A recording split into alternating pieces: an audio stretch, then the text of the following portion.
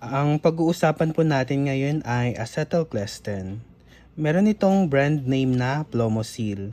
Ito ay 100 mg.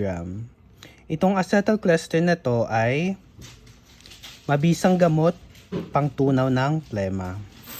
May mga iba't ibang miligram ang acetylclestin o Plomosil. Ito yung brand name niya, Plomosil. Maraming brand name itong acetylclestin. Pero ang pinapakita ko sa inyo, yung Plomosil na brand. Ito yung 100 mg. Ito yung pambata. 2 to 6 years old and above, pwede mag-take nitong Plomosil na to.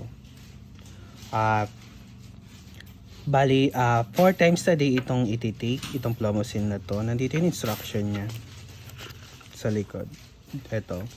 Children 2 years old and above, 1 sachet, dissolve in water, 2 to 4 times daily. Tapos pwede rin siya sa adult, dissolve in water 3 times daily. Yan po. Tapos meron din naman tayong 200 mg na Plomosil.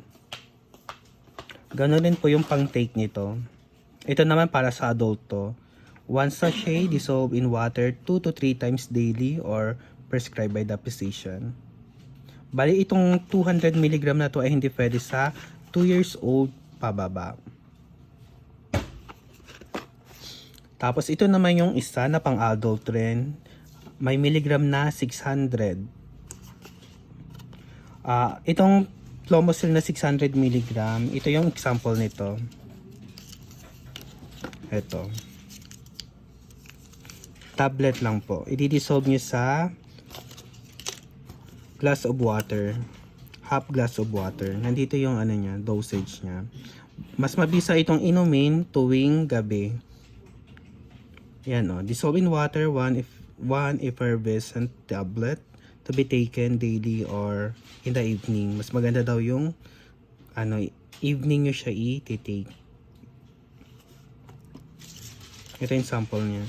Tapos dito naman sa 200 mg, ito yung example niya. Ayan, 200 mg. Tapos dito naman sa 100 mg, ito naman yung example niya. Meron rin pala tayong syrup sa Plomosil. Ito yung tsura niya. Ayan. Pwede itong pang children, 2 to 6 years old, 6 to 14 years old, and adult. Bali, makikita natin dito kung paano siya i-take. Ayan. Pag 2 to 6 years old, 5 ml, 4 times daily. Tapos pag above naman, 10 ml. Depende kung anong disease yung kanyang paggagamitan. Ito.